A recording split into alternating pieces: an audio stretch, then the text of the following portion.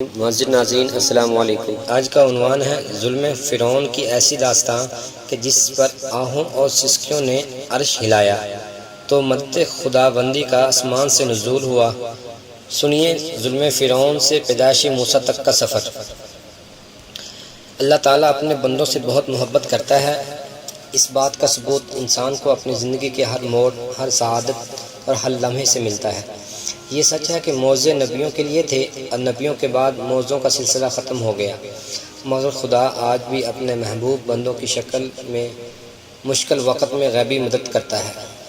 فرق صرف یہ ہے کہ نبی بہترین ایمان والے اور شکر بجا لانے والے تھے، جبکہ عام انسان شکر کے معاملے میں کنجوسی سے کام لیتا ہے۔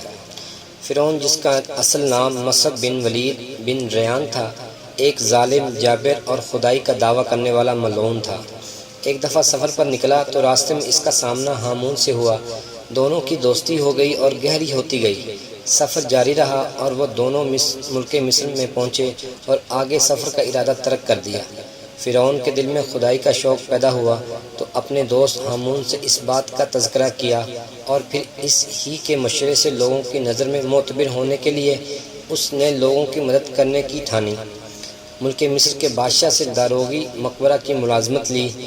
کرشمہ قدرت کی اسی سال وبائی مرض پھیلنے کی وجہ سے ہزاروں لوگ اپنی جانوں سے گئے۔ ظالم فرعون نے ہر لاش کے بدلے 1 دینار سونے کا لینا شروع کر دیا اور اسی طرح اس نے بہت پیسہ جمع کیا۔ بادشاہ مصر نے اس پیسے کے عوض اس سے پورے شہر کی داروغی دے ڈالی۔ چند عرصہ کے بعد وزیر مصر وفات پا گیا۔ بادشاہ فرعون کے کام سے بہت خوش تھا، اس لیے اس نے مصر کی وزارت فرعون کے حوالے کر دی۔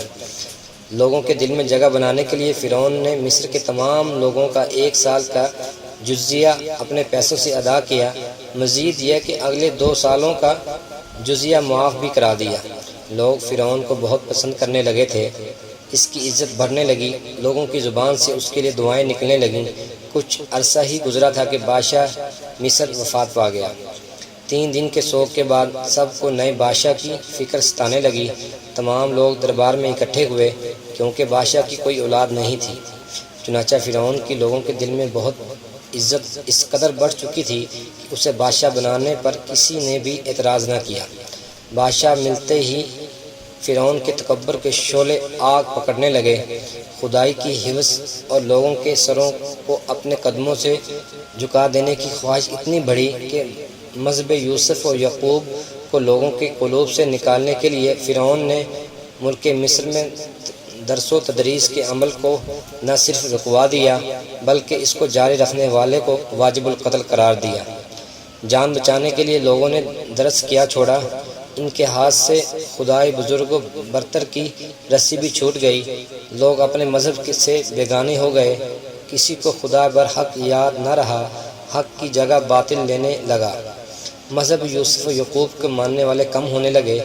فرعون نے بتوں کی پوجا کو عام قرار دے دیا۔ بنی اسرائیل کی قوم اپنے مذہب پر قائم رہی، مگر قوم قبطی نے بتوں کو پوجنا شروع کر دیا۔ 40 سال کے عرصہ کے بعد فرعون نے تمام بت تڑوا ڈالے اور خود کو خدا بنا لیا۔ بنی اسرائیل نے فرعون کو خدا ماننے سے انکار کیا تو انہیں طرح طرح کی اذیتیں دی گئیں۔ جن کاموں کو برا سمجھا جاتا تھا وہ بھی کام بنی اسرائیل کے لوگوں سے کروائے گئے، جبکہ دوسری جانب قوم قبطی کو اعلیٰ مراعات سے نوازا گیا۔ اللہ تعالیٰ نے بنی اسرائیل کو یہ خوشخبری سنا دی کہ انہی میں ایک ایسا شخص پیدا کیا جائے گا جو فرعون کے مظالم کے خلاف کھڑا ہوگا اور ملک مصر کی ظلم فرعون سے نجات دلائے گا۔ ادھر فرعون نے خواب دیکھا کہ دور رخت عالم بالا میں گئے اور سارا عالم ان کے زیر سایہ ہو گیا۔ صبح ملک مصر بیدار ہوئے تو فرعون نے سبھی حکیموں، دانشوروں اور جاگیرداروں کو بلایا اور ان سے اپنے خواب کی تعبیر پوچھی۔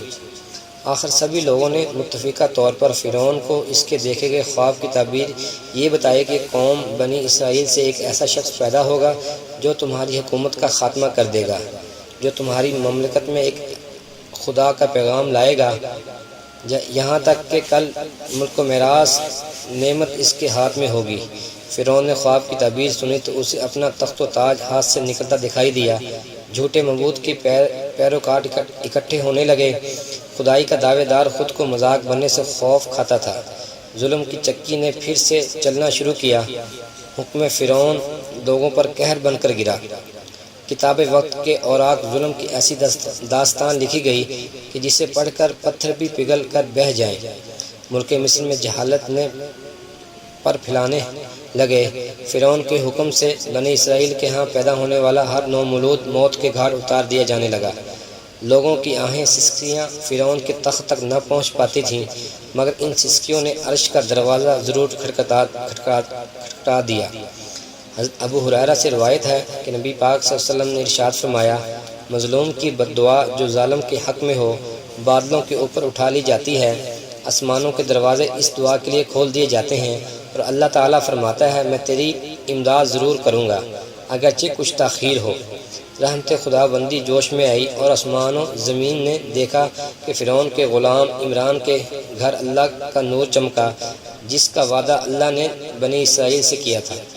ظلم کی کالی رات سمٹی اور نئی صبح کے آفتاب نے 400 روشنی پھیلا دی۔ قہر کے بادل چھٹنے لگے۔ فرعون کی خدائی داغدار ہوئی، معبود برحق کی جیت ہوئی، بنی اسرائیل سے کیا گیا وعدہ آخر کو سچ ہوا۔ حضرت موسیٰ علیہ السلام نے ملک مصر میں آنکھ کھولی، کل کائنات نے دیکھا کہ حق کی جیت ہوئی اور باطل کو شکست فاش دی۔